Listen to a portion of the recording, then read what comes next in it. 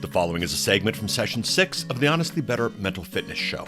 If you would like a list of all of the segments and full sessions, please visit honestlybetterfitness.com/list. That's honestlybetterfitness.com/list. Welcome to L&H Industrial's Honestly Better Mental Fitness. I'm Mike Lomber. I'm the president of L&H Industrial, standing in the middle of a breezeway in the shop in Tempe, Arizona, to get an idea of what we do behind us here. I found mental fitness a few years ago, and it changed my life. It's changed my family's life.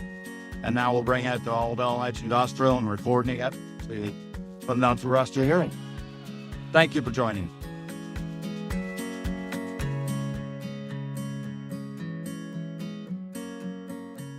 One more, and this comes out of you might hear it called the 5 hindrances. It comes out of this one in particular is out of the Shaolin Temple in Europe.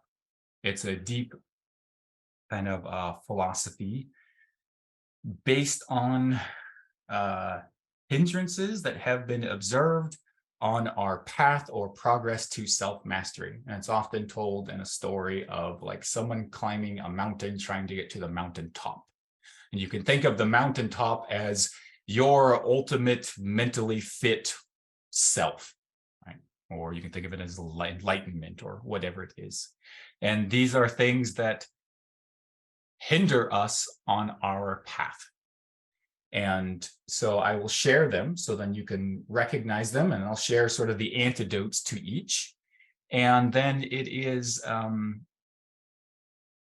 how do we organize our life in such a way that we avoid these hindrances or pitfalls? I also think about it, think of like Odysseus and a lot of like the Greek mythologies, right? Like they're on this great journey and there's all these things that interrupt this journey along the way, or that pull them from their mission and their path. So the first one is sensual desire, or more, a lot of times it's just referred to as like senses. And you can almost think of these as like positive distractions. So someone climbing a mountain who finds a great view somewhere, or a thing of bushes, and sits down to eat the berries and forgets the path that he's on. I think of these as we have great intentions for how we want to be, but then we pull out our cell phone, or how we're going to use our weekend, and then you pull out your cell phone and 4 hours later, half your day is gone. These are, this might be food or entertainment or any sort of positive distraction that pulls you off of your mission of how you really want to live your life. But I don't think anyone will just say, instead of life, your weekend, I don't think anyone says, oh man, this weekend, I want to just sit there scrolling on my phone the entire weekend, doing nothing. That's not anything that someone sets out to do or achieve.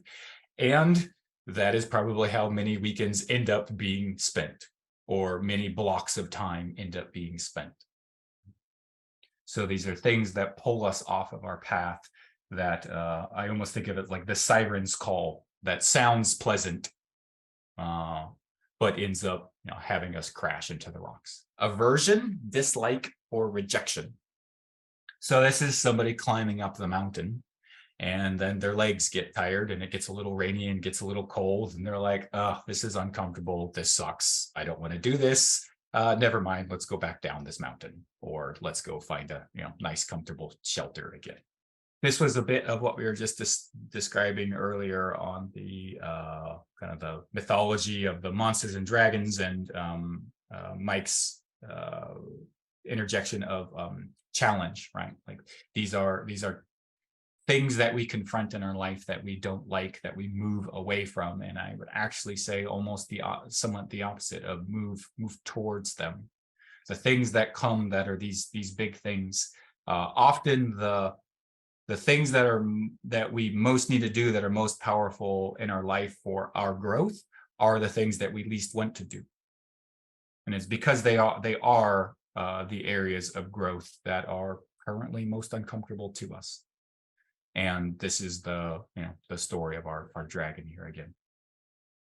We avoid it because we don't like it, because it's uncomfortable. The third hindrance is the lack of energy. not being motivated, a heaviness, depression, avoidance, or a feeling of being trapped. And I think that last part is really important there. Might give us the example of like the mission to take the hill. If you want what's on the hill, you find joy, you find motivation, you find energy. And if you don't care what's on that hill, then you struggle to find it. And if you are in this place or space, I would say there might be a feeling of you being trapped and pursuing something that you don't actually care about, and not knowing that you have choice, or not recognizing, like we talked about in the beginning, the taking complete responsibility for your life, and that you are more doing things that you aren't wanting to do. Worry, anxiety, restlessness. The mind can't settle in the present because it's worried about the future or the past. I think we talked about this term in terms of like wattage before, like you have like 15 watts of energy, and you want all of your energy to be in this present moment, focused on the thing in front of you. And instead, our brain is popping to past things, to future things, to all sorts of other places that are not yet here in the present moment, and are not things that we can do anything about. And so our mind bounces around in there. The feeling is definitely usually anxiety. And looking at the letting go and the state changes, this is one that often comes that is not hopeful for us, and that is difficult to let go of. The last one is doubt, indecisiveness, confusion, or skepticism.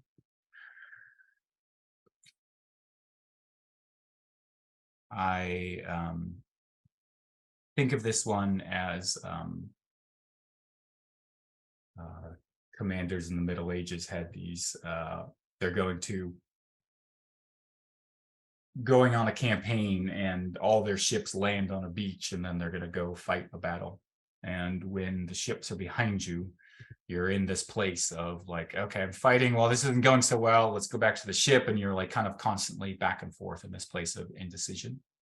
Or might be a doubt. I don't know if this will be helpful for me. I don't know if I could do this. I don't know if I can overcome this. I don't know if I can finish this race, take on this task. And that doubt in your mind actually takes up space in your mind and makes it more likely that you are not able to.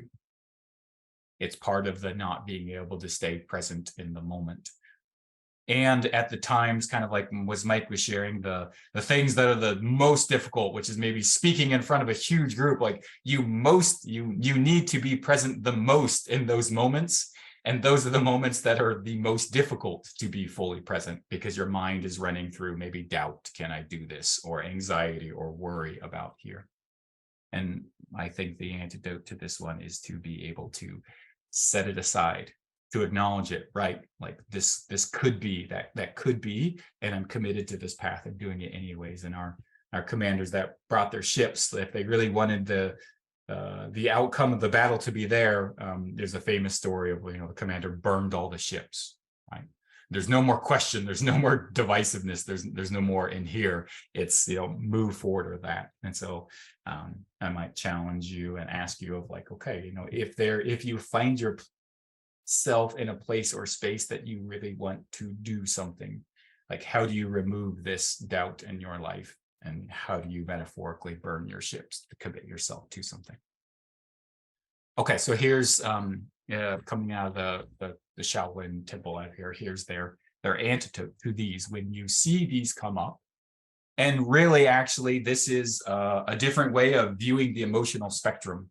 We could go back and look at that list again, and we could put it side by side with our Western view of emotion, and it would line up quite well. Right? So these are different things that show up that get in the way of people.